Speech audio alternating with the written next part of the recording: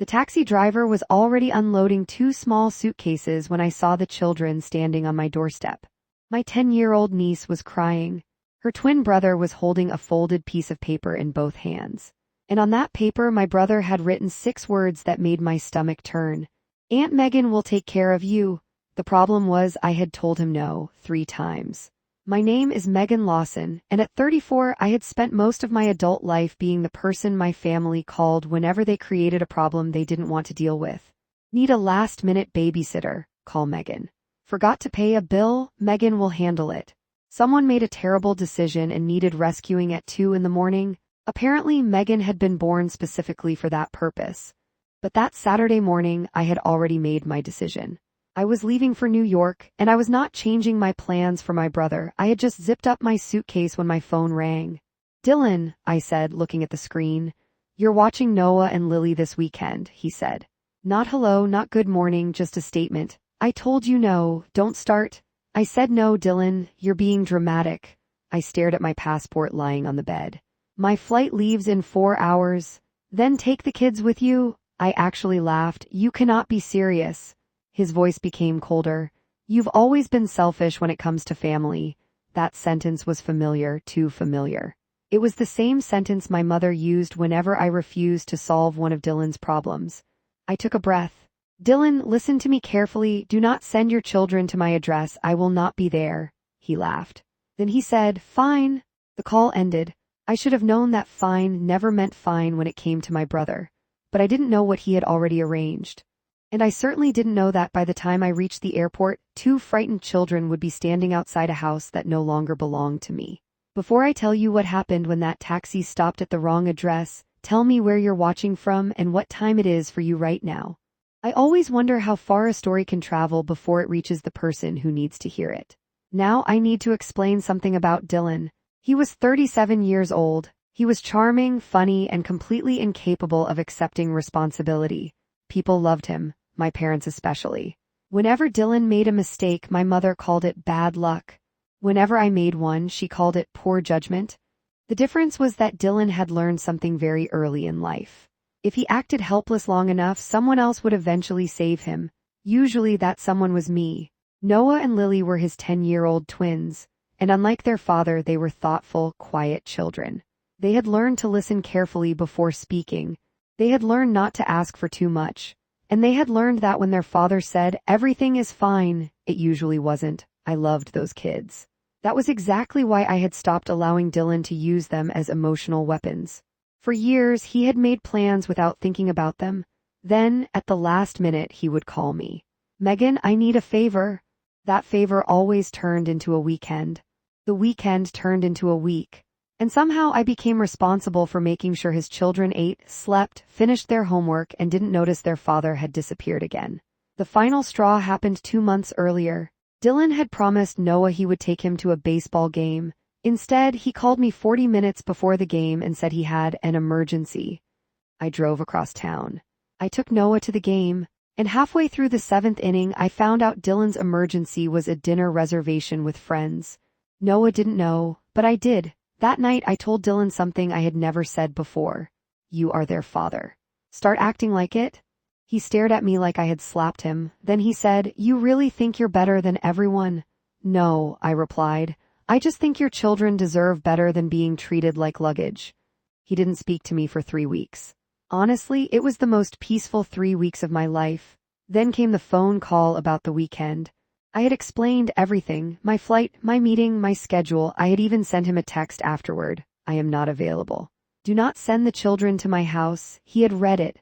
I knew because the little blue check marks appeared. So when I arrived at the airport, I thought the matter was finished. I was wrong. At 6:17 p.m., while I was sitting in a hotel lobby in Manhattan, my phone buzzed. It was a message from an unknown number. "Hello, are you Megan Lawson? I have your niece and nephew." I froze. For a moment, I couldn't breathe. Then I called the number. A man's voice answered. "Hi, ma'am, I'm the taxi driver. Your brother gave me an address and said you'd be expecting the children." "Where are they?" "Outside the house." "What house?" He read me the address, my old address. The house I had sold 5 months earlier. I stood up so quickly that the woman at the hotel desk looked at me. "Listen to me carefully," I said. "I do not live there. There was a pause. Your brother said my brother lied. I ended the call and immediately dialed Dylan. He answered on the second ring. Hey Megan, where are your children? Silence. Then he said, what are you talking about? Don't do this. I could hear music in the background.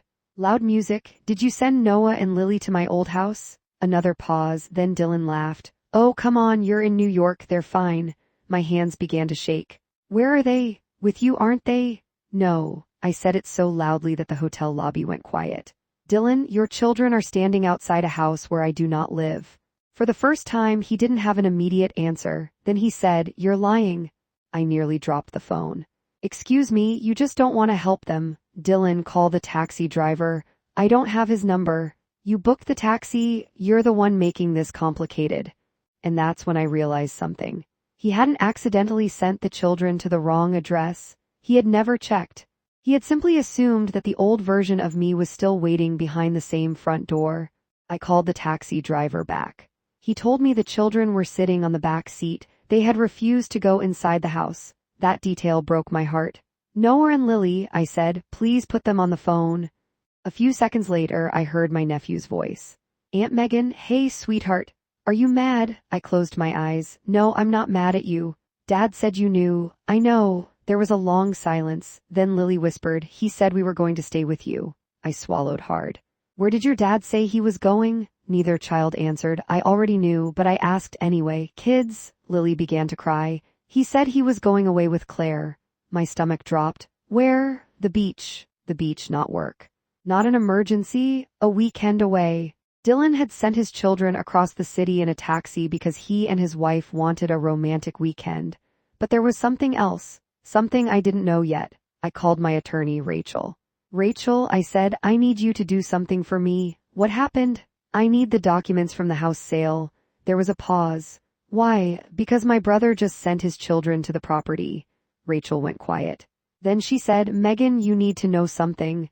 My heart started beating faster. What? The buyer hasn't moved in yet. I stared at the hotel window. What does that have to do with anything? The house is currently empty. I felt cold. Rachel, there's more. She hesitated. Someone has been entering the property. I couldn't speak. What do you mean? The security company called me last week. They said the old emergency access code was used twice. Who used it? We don't know. I thought about the spare key. The key my parents had once kept. The key Dylan had used during his poker night. Dylan, I whispered. But Rachel said something that made my blood run cold. That's what I thought too, but the security footage doesn't show Dylan. My hand tightened around the phone. Then who? I don't know. I sent the footage to you. I opened the email. The video was grainy. It showed a man entering the house late at night. I watched him walk through the hallway. Then he turned toward the camera. I stopped breathing. I knew that face. It belonged to my father. I called him immediately. He answered with an irritated, what? Why have you been entering my old house? Silence. Then he said, who told you that? That was all I needed to hear. Why, Dad? Megan, this isn't the time. No. You don't get to say that anymore. He sighed. Dylan needed somewhere to keep some things. What things? Another silence. Then my father said, you sold that house without telling us. I stared at the screen. What does that have to do with anything? Your brother was using the basement. For what? He didn't answer. I called Rachel back. Send me everything. Everything, every document, every security report. Everything connected to the property? 30 minutes later, I opened a file that changed the entire story. Dylan had been using the basement of my old house to store boxes, not personal belongings, business records. My brother had been running a side business under someone else's name, and 6 months earlier that business had been sued. He had hidden the paperwork from his wife. He had hidden it from my parents. And he had assumed the old house would remain his secret storage space until I sold it. The house was no longer mine. The basement was no longer his. And when he realized I had moved to New York and wasn't coming back, he panicked. That's why he sent the children, not because he needed childcare, because he wanted to make sure I was nowhere near the house when he went back for the boxes. I felt sick. I called Dylan. This time he answered immediately. Megan, listen, how many boxes are in the basement? Silence. Who told you? How many? Megan, this is not what you think. Then explain it. He didn't, and in that silence I finally understood. I had spent years believing my brother was simply irresponsible. He wasn't. He was calculating. He had just been lucky enough to have me cleaning up after him. Until now, I called the police and reported the unauthorized entry. I also gave them the security footage and every message Dylan had sent me. Then I called the taxi driver again. "Please bring the children to the nearest police station," I said. Dylan exploded when he found out. "You called the police on me? No, you did this?" "No, Dylan." I looked at the evidence on my screen. "You did this the moment you decided my no didn't matter." The police later found the boxes in the basement. Inside were financial documents connected to Dylan's business. Documents he had tried to hide. My father admitted he had helped him access the property. My mother called me crying. "How could you do this to your own brother?" I sat in my hotel room and looked out at the lights of Manhattan. "I didn't do anything to him, but he's your family." I almost smiled. "Exactly." There was silence. Then I said, "That's why I spent 34 years letting all of you use me." My mother began crying harder, but for the first time I didn't apologize. Dylan eventually faced the consequences of his own decisions. The business was investigated. His wife left him, and my parents finally stopped calling me whenever something went wrong. As for Noah and Lily, I made sure they knew one thing: none of what happened was their fault. I took them to New York the following weekend. We walked through Central Park, ate too much pizza, and laughed until Lily complained that her stomach hurt. On the flight home, Noah looked at me. "Aunt Megan, yeah, are you still going to be our aunt?" I reached over and held his hand. "Always." Then he asked, "Even if Dad gets mad?" I looked out the airplane window, and I realized how much those children had already learned about fear. "Noah," I said quietly, "you should never have to earn love by making someone else happy." He didn't answer, but he squeezed my hand, and that was enough. For years, I thought saying no would make my family stop loving me. The truth was much harder. They had never loved the version of me who said no. They loved the version who always opened the door. But the woman standing behind that door was gone. And sometimes the most powerful thing you can do for yourself is stop waiting for people to respect your boundaries and finally let their own choices introduce them to the consequences.